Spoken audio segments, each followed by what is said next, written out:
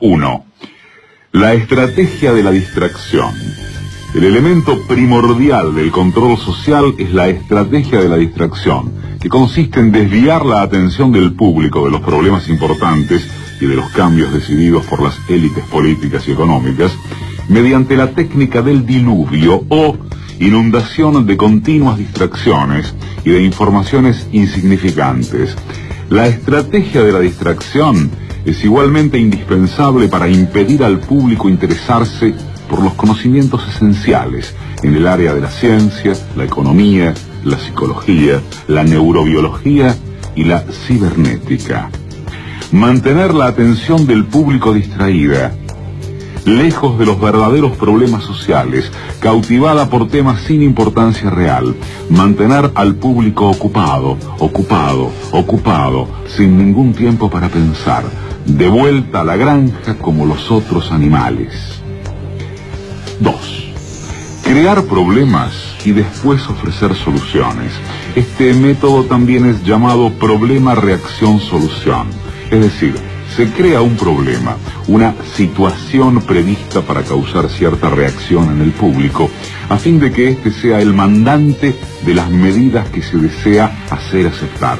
Por ejemplo, dejar que se desenvuelva o se intensifique la violencia urbana, u organizar atentados sangrientos, a fin de que el público sea el demandante de leyes de seguridad y políticas en perjuicio de la libertad. O también crear una crisis económica para hacer aceptar como un mal necesario el retroceso de los derechos sociales y el desmantelamiento de los servicios públicos. 3. La estrategia de la gradualidad. Para hacer que se acepte una medida inaceptable, basta aplicarla gradualmente, a cuentagotas, por años consecutivos. Es de esa manera que condiciones socioeconómicas radicalmente nuevas, neoliberalismo, fueron impuestas durante las décadas de 1980 y 1990.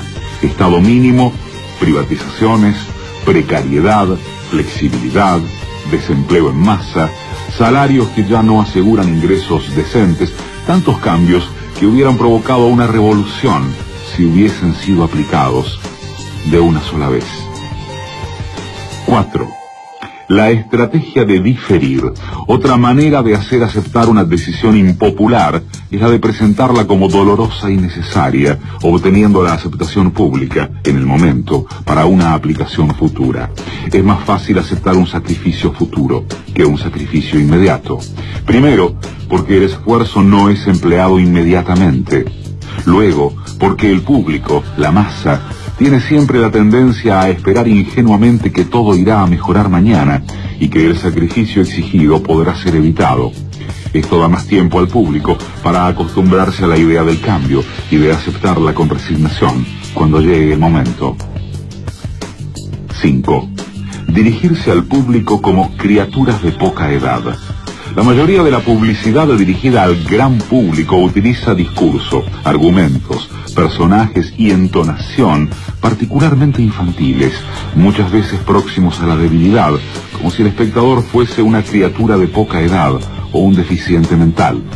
Cuanto más se intente buscar engañar al espectador, más se tiende a adoptar un tono infantilizante. ¿Por qué? Si uno se dirige a una persona como si ella tuviese la edad de 12 años o menos, entonces, en razón de la sugestionabilidad, ella, la persona, tenderá con cierta probabilidad a una respuesta o reacción también desprovista de un sentido crítico, como la de una persona de 12 años o menos de edad. 6. Utilizar el aspecto emocional mucho más que la reflexión. Hacer uso del aspecto emocional es una técnica clásica para causar un cortocircuito en el análisis racional y finalmente al sentido crítico de los individuos. Por otra parte, la utilización del registro emocional permite abrir la puerta de acceso al inconsciente para implantar o injertar ideas, deseos, miedos y temores, compulsiones o inducir comportamientos. 7. Mantener al público en la ignorancia y la mediocridad.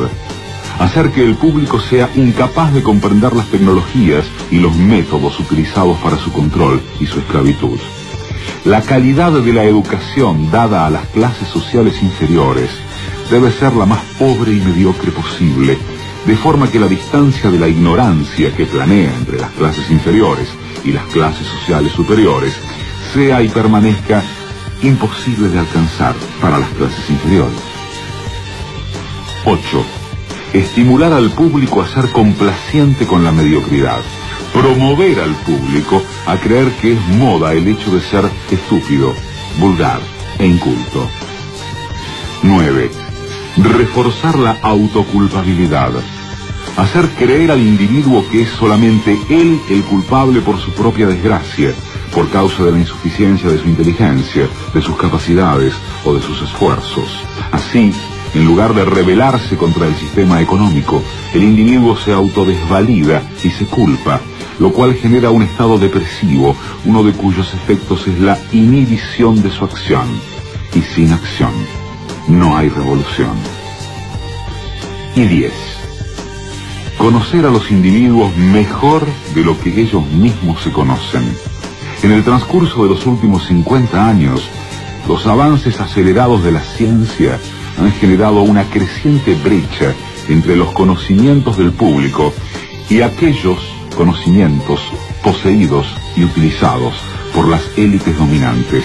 Gracias a la biología, la neurobiología y la psicología aplicada, el sistema ha disfrutado de un conocimiento avanzado del ser humano, tanto de forma física como psicológicamente. El sistema ha conseguido conocer mejor al individuo común de lo que él se conoce a sí mismo. Esto significa que, en la mayoría de los casos, el sistema ejerce un control mayor y un gran poder sobre los individuos, mayor que el de los individuos sobre sí mismos. Lo escribió el lingüista Noam Chomsky. 10 estrategias de manipulación mediática, como para empezar a ver el año que viene si siempre va a ser igual.